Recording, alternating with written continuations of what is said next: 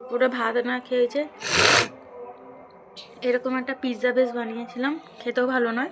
আর তোমাদের কিরো দেখবে পিৎজা খাওয়ার জন্য হচ্ছে রেডি হয়ে বসে আছে। তো চলো ওকে খাইয়ে দেখি। আর পিৎজাটা খুব একটা ভালো হয়নি, বেশটা পড়েছিল কিন্তু ভাত খাওয়ার মতো কিছু ছিল না, মাছ টাছ বা কোনো কিছু নেই বলে সেই জন্য এটাকে হচ্ছে করে ফেলেছি, কেন নষ্ট হবে। আর হলো দেখো এই যে পিৎজাটা, ওকে একটুখানি আমি কেটে দেবো।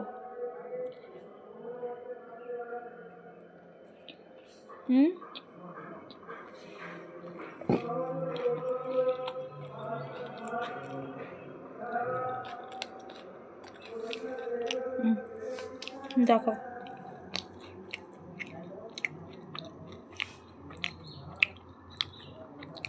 মা ভালো খেতে আগাবি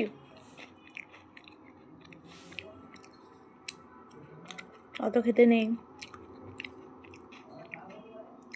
ভাত মুড়ি খাওয়ার নাম নিয়ে পিৎজা খাবে, বুঝতে পারছো বাচ্চা কোথায় গেছে।